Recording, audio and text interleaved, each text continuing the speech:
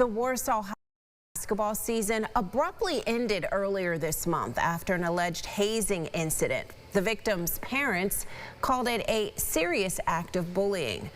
Other parents at tonight's school board meeting say more action is warranted. However, the board did not address the issue. Ryan Hermanit spoke to one parent who shares her call for change.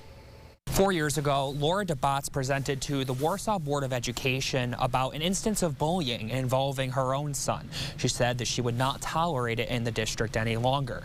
Tonight, she presented to the board again and shared her reaction when she heard about the allegations involving the high school boys basketball team. Not again.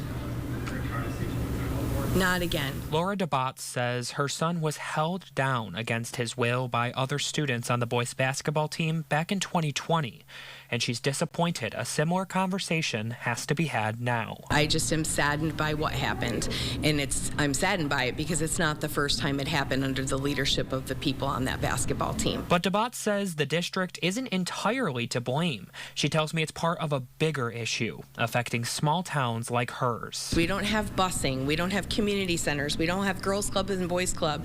Like, there's a clear need for community center support for our children. There's nothing for them. And so when you have no resources for those kids, no support systems for those kids, there's even more struggle. With the remainder of the boys basketball season suspended, DeBotts says she hopes her words inspire district leaders to be proactive rather than reactive. I don't know what the answer is, but improvement comes when you take action, and it's likely imperfect. I truly believe that the people on this Board of Education heard me, and I do believe that they will begin a think tank and they will start to say, how can we handle this? Following the most recent incident, the boys' parents took to social media and said they do not believe it was a form of hazing, but rather a, quote, serious act of bullying.